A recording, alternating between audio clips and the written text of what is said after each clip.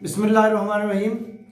پاکستان دنیا میں واحد اسلامی ملک ہے جو ایٹمی طاقت ہے، اور اس ایٹمی طاقت کی حالت یہ ہے کہ سیاسی بحران ہے، مالی بحران ہے۔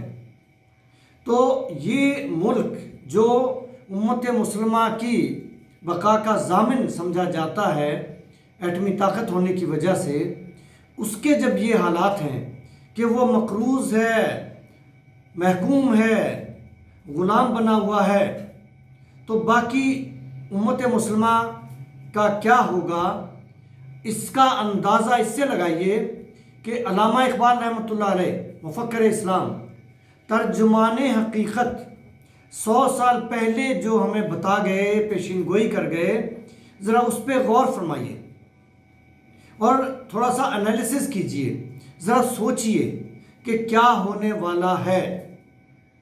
وہ فرما رہے ہیں کہ محنت و سرمایہ دنیا میں صف آرا ہو گئے، محنت و سرمایہ دنیا میں صف آرا ہو گئے، دیکھیے ہوتا ہے کس کس کی تمناؤں کا خون، حکمت و تدبیر سے یہ فتنہ آشوب خیز ٹل نہیں سکتا، وقد کنتم بہی تستعجلون۔ کھل گئے یاجوج اور ماجوج کے لشکر تمام۔ اب یہ کس قوم کے بارے میں کہا جا رہا ہے؟ سوچئے ذرا۔ کھل گئے یاجوج اور ماجوج کے لشکر تمام، چشم مسلم دیکھ لے تفسیر حرف ینسلون۔ تو چشم مسلم دیکھے گی جو کچھ ہوگا، اور جو حسرتوں کا خون ہوگا، جو کچھ انجام ہوگا، وہ کس کا ہوگا؟ چشم مسلم دیکھ لے، یعنی مسلمانوں کا۔ کون کریں گے؟ یاجوج ماجوج۔ کھل گئے یاجوج اور ماجوج کے لشکر تمام، چشم مسلم دیکھ لے تفسیر حرف ینسلون۔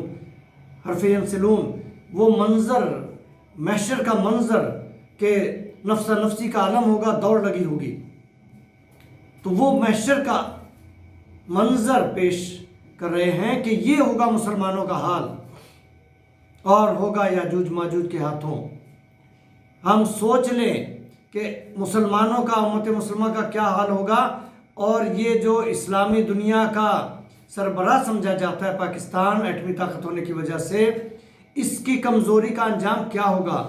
اسے ہمیں مستحکم بنانا پڑے گا۔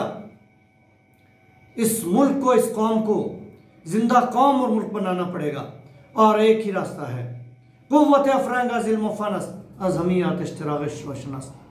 تعلیم 100% کرنی پڑے گی، ہنر 100% کرنا پڑے گا، روزگار 100% کرنا پڑے گا، انڈسٹری ٹیکنالوجی کی طرف آنا پڑے گا، عدل و امن لانا ہوگا، صحت و صفائی کا نظام لانا ہوگا، زراعت اور توانائی کا نظام لانا ہوگا، اور یہی ہے پاکستان محافظ پارٹی کا منشور، اور یہی ہے منشور کلمے کی زمین، کلمے کا نظام۔